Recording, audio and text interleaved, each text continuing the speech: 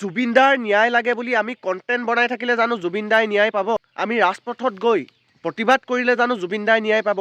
আমি কিছুমান দলৰ ওচৰত গৈ কংগ্ৰেছেই হওক বা বিজেপিয়েই হওক তেওঁলোকক ন্যায় বিচাৰি থাকিলে জানো জুবিনদাই ন্যায় পাব? জুবিনদাই ন্যায় পাবলৈ হ'লে আমি ৰাইজে কি কৰিব লাগিব আজি মই কৈ আছোঁ শুনক।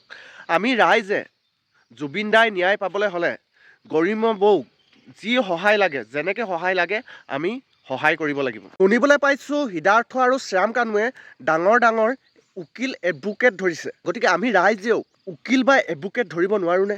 আমি অসমৰ মানুহ এজনেও জুবিনদাৰ নামত 10 টকাকেও যদি পইচা দিওঁ আমাৰ মামা সম্পত্তিতকৈ শতগুণ বেছি হ'ব। গতিকে আমি ৰাইজে ইমান চিঞৰ বাখৰ ইমান হুলস্থুল কৰি ইমান প্ৰতিবাদ কৰি লাভ নাই। জানিছেনে? পাৱাৰ ক'ত থাকে? পাৱাৰ থাকে মণিত। গতিকে আমাৰ ৰাইজৰ হাতত পইচা আছে। মন্ত্ৰীটো মন্ত্ৰীয়ে হয়, আমি তেওঁক বনাইছোঁহে। গতিকে আমি ৰাইজে যি কৰোঁ সেইটোৱেই হ'ব। গতিকে আমি ৰাইজ সকলো ওলাই আহোঁ আৰু গৰিমা বৌক কি সহায় লাগে আমি সহায় কৰিবলৈ আগবাঢ়ি যাওঁ ব'লো। গতিকে আমি ৰাইজে গৰিমা বৌক কি সহায় লাগে তাকে কৰিলেই হ'ল।